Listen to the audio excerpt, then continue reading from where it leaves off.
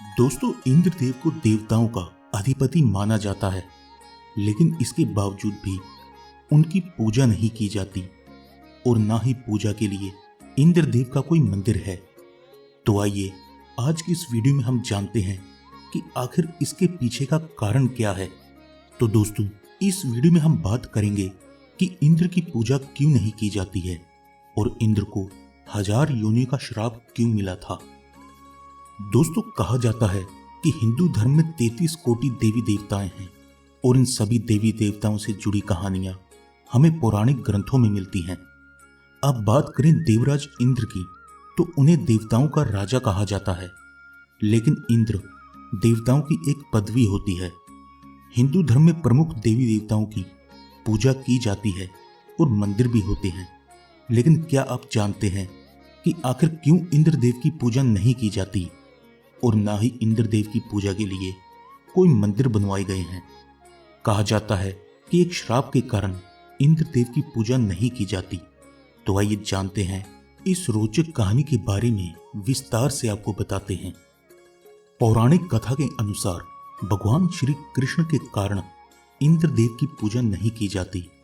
शुरुआत में इंद्रदेव की पूजा इंद्रोत्सव नाम से पूरे उत्तर भारत में होती थी और इस अवसर पर बड़े त्योहार का आयोजन भी किया जाता था, लेकिन भगवान कृष्ण के कारण इंद्र की पूजा पूरी तरह से बंद हो गई और इंद्र की पूजा की बजाय गोवर्धन पूजा की शुरुआत हुई।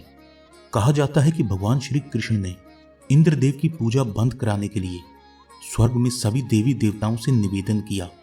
भगवान श्री कृष्ण का मानना था कि ऐसे व्यक्ति की पूजा कभी नहीं करनी चाहिए जो ना ही ईश्वर है और ना ही ईश्वर के समान। जब इंद्रदेव को पूजा बंद होने की बात का पता चला तो वह बहुत क्रोधित हो गए और उन्होंने तुरंत बादलों को आदेश दिया कि ऐसी वर्षा करो कि ब्रिजवासी पूरी तरह से डूब जाएं और उनसे क्षमा मांगने पर विवश हो जाएं। इंद्र के आदेश पर ऐसी ही वर्षा हुई और इससे ब्रिजवासी परेशान हो गए।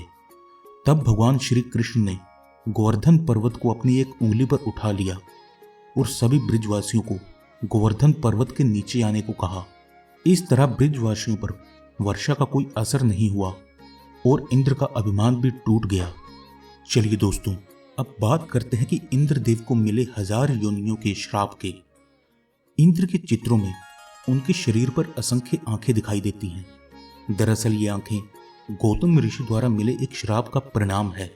पद्म पुराण में वर्णित एक कथा के अनुसार इंद्र स्वर्गलोक में अप्सराओं के साथ काम वासना से घिरे रहते थे। एक दिन जब वे धरती पर विचरण करने आए तो उन्होंने एक कुटिया के बाहर गौतम ऋषि की पत्नी देवी अहिल्या को देखा।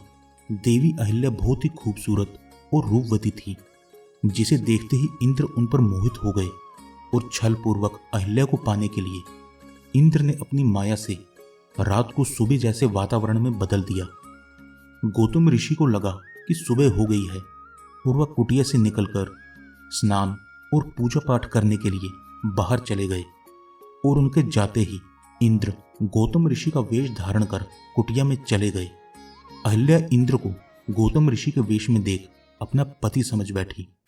गौतम ऋषि ने जब नदी के आसपास का वातावरण देखा, जिससे उन्हें अनुभव हुआ कि अभी सुबह नहीं हुई है और वो अपनी कुटिया की तरफ लौट आए, लेकिन कुटिया लौटते ही उन्होंने देखा कि उनके वेश में कोई दूसरा पुरुष उनकी पत्नी के साथ रति क्रियाएं कर रहा है।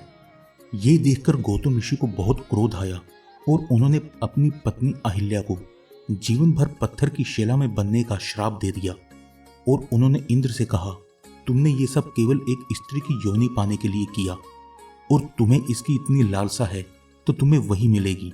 तब ऋषि ने इंद्र को 1000 योनियों का श्राप दे दिया और इंद्र के शरीर पर 1000 योनियां निकल आईं। लेकिन इंद्र को जब अपनी गलती का एहसास हुआ और उन्होंने गौतम ऋषि से क्षमा मांगी तो गौतम ऋषि ने उन योनियों को आंखों में बदल दिया और यही कारण है कि इंद्र की अधिकतर तस्वीरों पर असंख्य आंखें दिखाई देती हैं। दोस्तों, वीडियो में दी हुई जानकारी आपको कैसी लगी, कमेंट बॉक्स में हमें ज़रूर बताइएगा और हमारे चैनल को सब्सक्राइब ज़रूर कीजिएगा। जय श्री राम।